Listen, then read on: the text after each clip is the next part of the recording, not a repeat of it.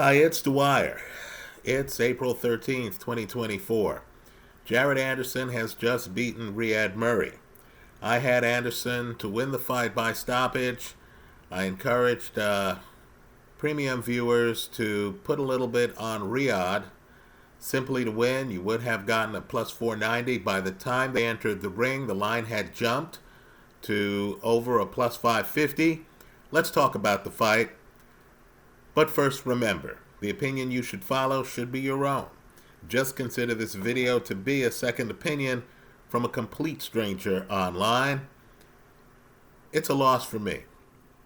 I was not expecting Ryad Merhy to come in and be so low volume. Right now, in fairness to him, I thought Timothy Bradley was a bit hard on him in the telecast. Merhy, at one point, when they put up the numbers, was landing about 27% of his punches. Also, let's be real. Jared Anderson's volume is off the page.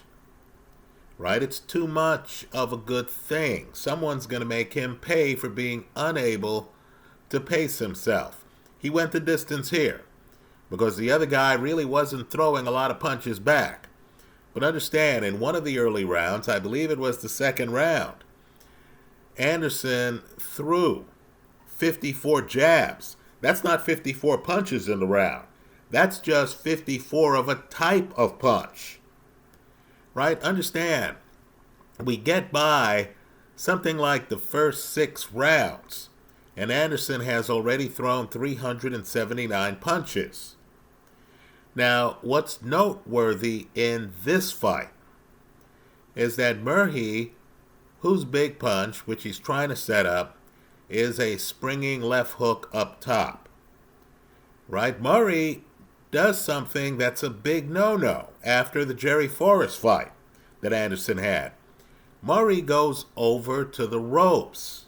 It's clear that Merhy is trying to use Anderson's volume against him. And Anderson keeps throwing punches. Right, folks? This had the possibility of turning into the Rumble in the Jungle. Right? I will say Ali does throw more punches than Ryad Merhy. But just understand, Anderson needs to pace himself a little bit better. We're going to be a little bit critical because this guy's being highly touted. He needs to pace himself a little better because he's a guy who doesn't use his height, doesn't maximize it. He's 6'4". He has a huge height advantage on Ryad, but yet he's leaning forward. Right? This isn't a Vitaly Klitschko type guy. He's not advanced when it comes to the lean. I understand he's talking with, very good friends with his stablemate, Shakur Stevenson. Stevenson knows how to lean backward. Stevenson understands the value of angles a little bit better than Jared Anderson. Now, Anderson was impressive, understand. Merhy is trying to land a springing left hook. Anderson is ambidextrous. He goes southpaw. And it's a beautiful thing because you see that his right jab is effective and keeps him away from a left hooker. Right? In fact, it's an interesting moment. There's the end of a round where Merhy has it planned. He throws the left hook right at the end of the round. And Anderson, of course, has it blocked. When I first saw Anderson go southpaw, I thought, wow, he's taking a risk here. Because this is a guy with power on that lunging left hand. Right? But Anderson pulls it off. In fact, Anderson is close to getting a mobile jab. Right? He just needs to work on it. He has to work on his footwork. You know, he also has to just work on his game. You know, there's a time in the telecast where they talk about Bob Arum's plans for him. Now, I got news. You have a bunch of heavyweights out there who are planning on grabbing the future. The Olympic gold medalist, Jalalov, right? The guy he beat in the Olympics, who happens to be a Bob Arum fighter, Richard Torres. Remember that name.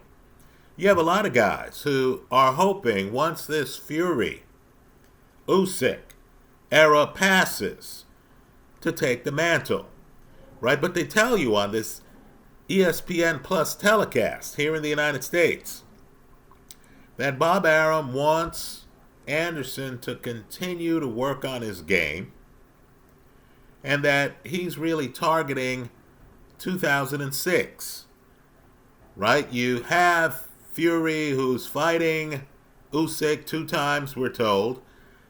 You have Anthony Joshua, who wants to crack at Usyk. You have Joe Parker, who's really making it inconvenient for everyone by beating the biggest punchers in the heavyweight division.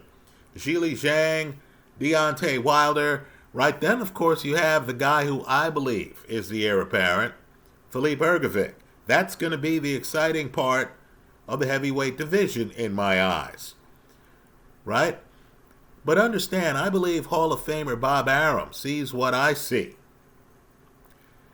You know, Jared Anderson is promising. The jab was good. Let me say this. In the last round, you could tell that he's done some work in the past with Roy Jones, because Anderson starts to throw that jab like Roy Jones would, right? Understand, too, the great jabbers, Larry Holmes, talks about how he threw the jab from his waist.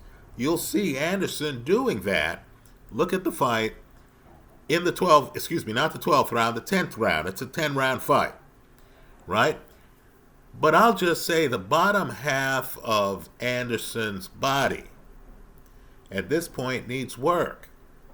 The predictability of Anderson's game needs work against a guy who's just trying to land one big punch, right? Merhy isn't even trying to set it up. He just wants to land a big left hook.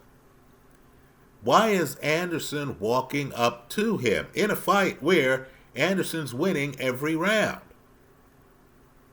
Right, at a certain point, you would think Anderson would say, no, player, you're going to have to be on your front foot here. You can't be waiting for a left hook counter.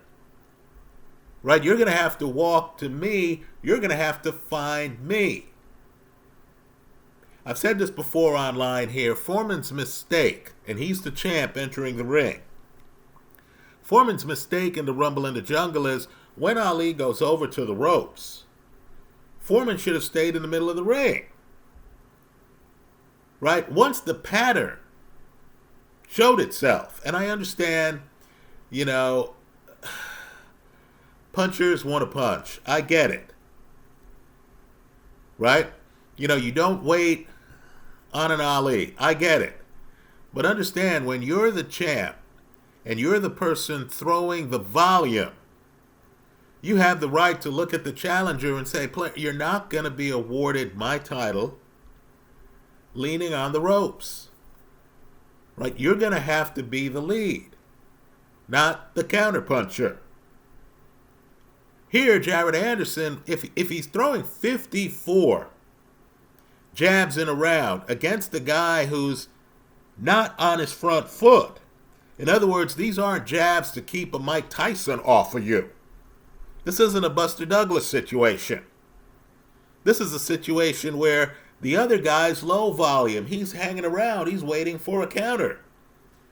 Right? If Jared had the ability to dance, and he looks like an athlete, but it looks like he's been so successful getting stoppages that he really hasn't developed this part of his game. Just understand, if he had legs that allowed him to dance, this would have been the fight to show off that dancing ability. Right? A Larry Holmes would have been looking at his opponent and would have said, okay, hey, come find me.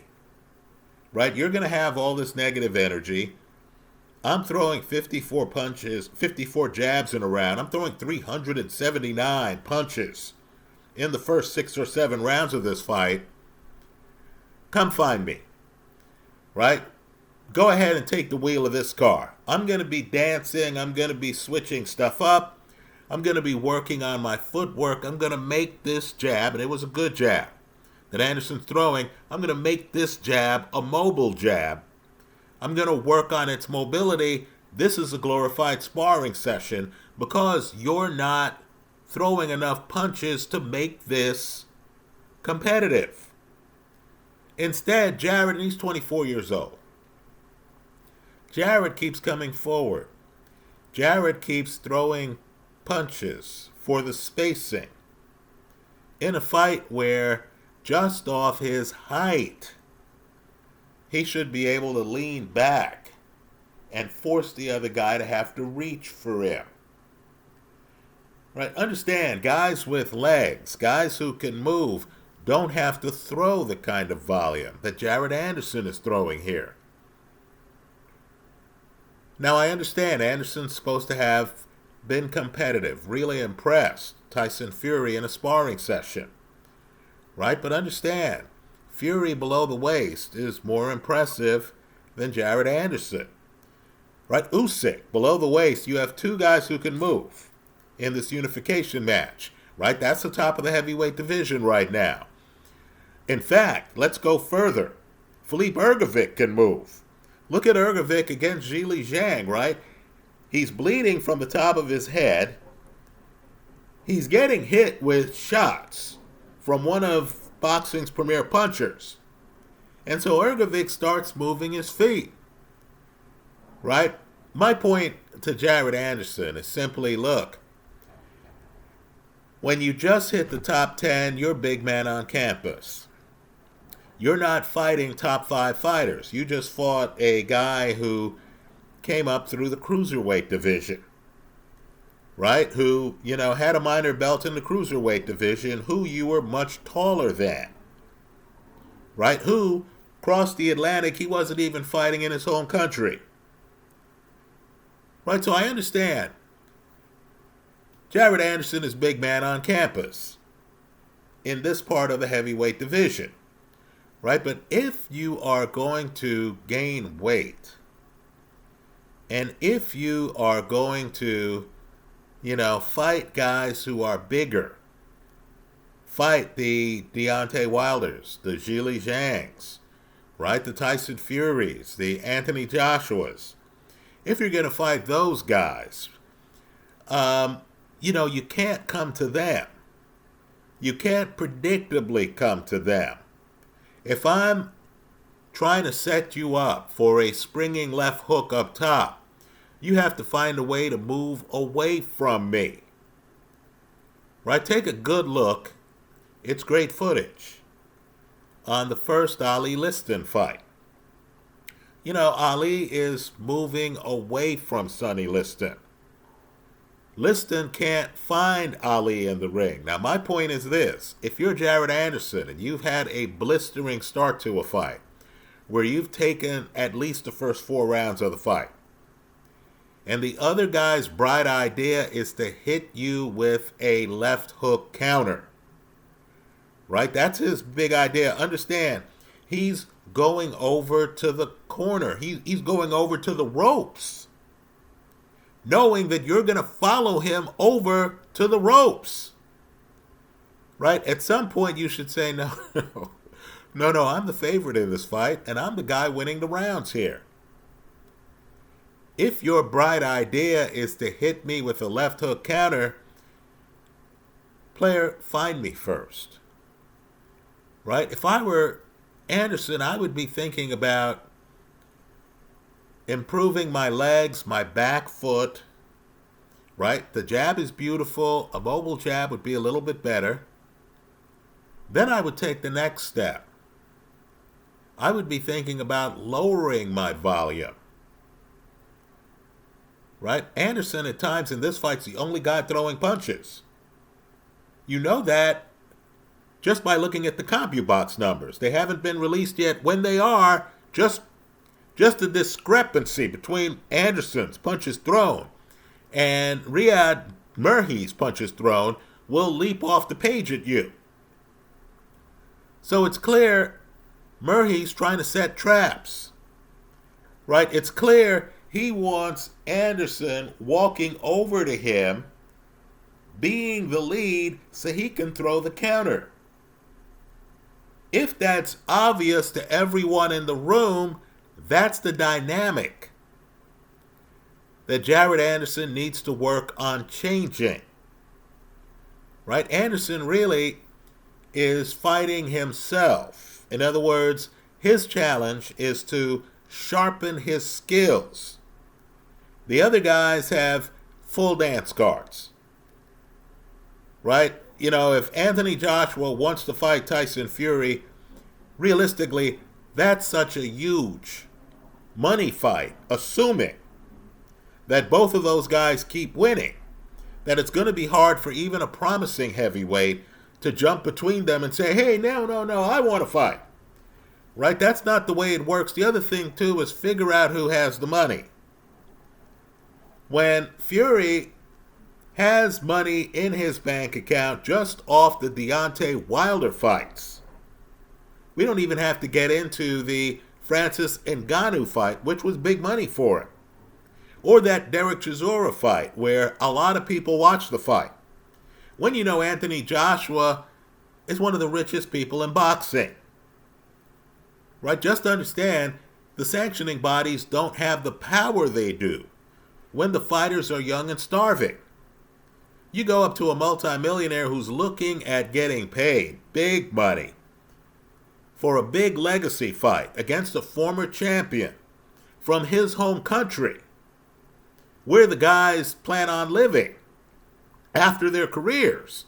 You go up to him and you say, hey man, we're going to strip you of the title if you don't fight Jared Anderson. The guy's going to start laughing. Understand, boxing caters to deep pockets.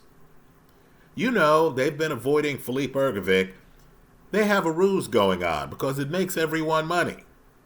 That the winner of this Fury-Usyk fight is going to be undisputed for about 5 minutes before they get stripped for not fighting Filip Ergovic. Right? You understood when Canelo fought Jermell Charlo. Right? They had it so that the guys enter the ring. It's a battle of undisputed fighters. And then, of course, they strip Jermell Charlo. Right? Boxing caters to deep pockets. They understand the ad campaign works better when they could call fighters undisputed and stuff like that. So because the top level is so well defined, and understand, you know, it's not just Anthony Joshua, who's a former champion who wants back in. That description fits Joseph Parker, who's just beaten Deontay Wilder, who that description fits. So the top end of the heavyweight division is loaded right now. Right, folks, this is the deepest heavyweight division I can remember. So if I'm Jared Anderson, if I'm in the top 10, but I'm not in the top 4, right? I don't have the moral authority to be calling out guys at weigh-ins for avoiding me, when, of course, those guys are fighting each other in, you know, a battle for the undisputed heavyweight champion. Right? If I'm Jared Anderson, I need to work out the weaknesses in my game. If I'm 6'4" and I am much taller than my opponent, what am I doing leaning forward? Why am I not taking out films of Ali, of Jack Johnson? Right? The whole pull counter, folks, that's a Jack Johnson point of mastery, where the other guy throws the punch and Johnson just leans his head back, the punch stops here, then Johnson leans forward with his own shot. Why am I not looking at Vitaly Klitschko? You want to see a guy leaning back, right? Throwing big punches, then leaning back. If you want to see a masterpiece, look at his fight against Chris Arreola, high volume heavyweight. Right? If I'm Jared Anderson, I have to ask myself, why am I leaning over the pocket? Let's take it one step further. If I'm fighting an Anthony Joshua, blessed puncher, is leaning over the pocket where I want to be. right? If the answer is no, now's the time for me to lean backward, right? I hope he looks at this Ryad Merhy film and he has to ask himself, okay, why am I leaning over the pocket? That should be one question. Another question is, why am I coming to him? Right? If I'm the taller guy, worse yet, if I'm the guy winning the early rounds in the fight, why am I making his job easy by coming to him? How is this guy going over to the ropes knowing I'm going to go over to the ropes? This guy's not Ali. I mean, it's not like, you're thinking, man, it's Ali. Lord knows the judges love this guy, right? How was he doing so well on the scorecards against, you name the fighter, Ernie Shavers, Ron Lyle, right? Ali, let's just say he was best friends with a lot of judges if he wasn't fighting Ken Norton, right? And even that third Norton fight, see it for yourself. Now, I could see a Foreman looking at an Ali and saying, no, judges are not going to take this away from me. Right? This guy's up on the ropes. I'm going to go over to the ropes and I'm going to destroy him. Now, it was a mistake by Foreman. But at least you understand, well, I'm fighting a judge's best friend. Right? If you're fighting a Floyd Mayweather, you realize, okay, this guy has, won some fights. That Castillo fight was close. The Marcos Maidana fights. I don't want the judges taking it away from me. Do you have that argument? When you're fighting in your home country and you're fighting Ryad Merhy, right? Merhy goes over to the corner. The judges are trying to figure out who he is. Merhy goes over to the corner. Don't you just say, okay, well, I'm winning the rounds. Right? I'm the fighter who got top billing here. I'm winning the rounds. Why would I, with a 4-round to none lead in this fight, follow this brother over to the corner? Jared Anderson needs to ask himself that question. Let me also say this too. And I know it's going to sound hard and I know it's politically incorrect. It is what it is. This is not a fan site, right? I'm not a fan of this multiple corner thing where the fighter goes to the corner and one guy says, hey man, feint him, straight right, left hook. Then suddenly there's this other guy. I couldn't care if it were Ray Arcel and Angelo Dundee. Right? I couldn't care if it's Buddy McGirt and Virgil Hunter. I couldn't care if it's two highly skilled corner guys. Right? Abel Sanchez and Eddie Reynoso. Folks, it's one guy too many. Right? There should be no second opinions in the corner. Right? One opinion in a fight where you're getting hit with shots and stuff like that, one opinion's enough. Right? Some of these fights, the fighter's barely conscious when he goes to the corner. You want clarity, not the ambiguity caused by two guys in the corner. Now, I understand concessions have to be made for personalities. Right? You've entered the room with a guy who's been your trainer forever. You're loyal to him. He's helped your career. He got you off the streets. He convinced you to stay in boxing when you were doubting it. Okay, I get the idea that you want him to be a part of the presentation.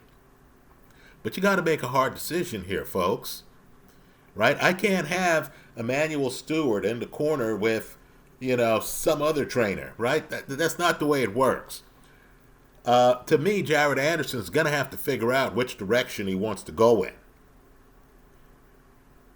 Right? Let me also say, too, in a fight like this, where the opponent's not throwing a lot of punches, Jared Anderson needs to ask himself, hey, do I want to add things to my game?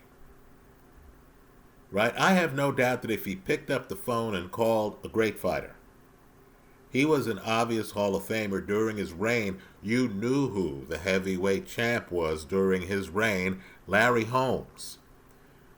Right? I have no doubt that if he called up Larry Holmes, Larry would say, hey, Jared, you look like an athlete. Why aren't you up on your toes?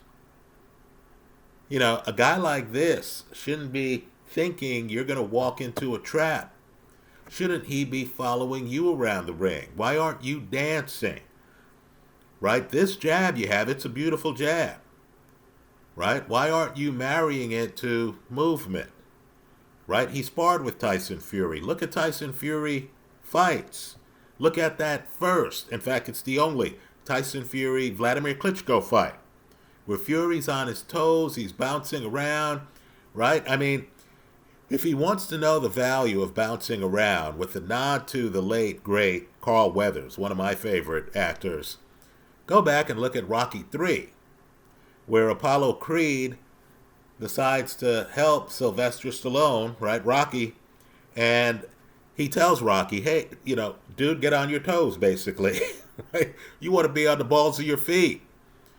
An athlete, if you're an athlete to the point where you can throw 379 punches in a heavyweight fight before the end of the 7th round, right? If you're throwing that level of volume that early, if you're throwing 54 jabs in a round,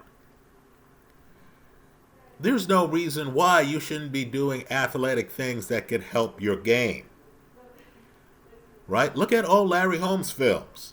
Right? If I'm Jared Anderson, I have some time here. This is the time to sharpen the skills. Right? Fury's tied up with Usyk. Right? I have some time here. Joshua is seeking a fight against Tyson Fury.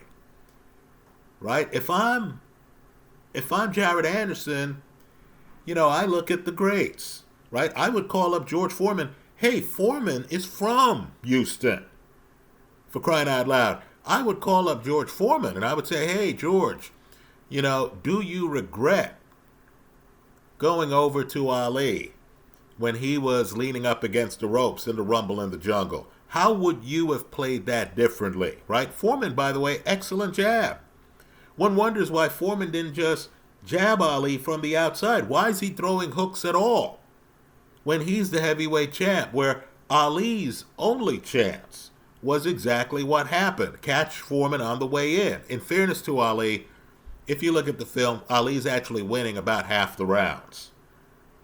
Right? But understand, again, Foreman's the heavyweight champ. Ali was hoping to catch Foreman on the way in. Right? With that jab, Foreman should have stayed outside. My point here on Jared Anderson is, why is Anderson even walking over to the shorter fighter? Didn't make sense. Anyway, those are my thoughts. Let's just say there's work to do with Jared Anderson. Those are my thoughts. Let me hear yours in the comment section of this YouTube video. I lost on this fight. I had Anderson by stoppage. I didn't see any way that Merhy would be able to deal with the volume. I did think there was a chance, since Anderson got hit with lefts, that Merhy might be able to land an underrated left hand here. I did have some money on Merhy. I got him at plus 490. Right? But I thought the fight was not going to go the distance. One guy or the other was going to get a stoppage. The fight went the distance. It's a loss for me. Those are my thoughts. Let me hear yours in the comment section of this YouTube video. Thanks for stopping by.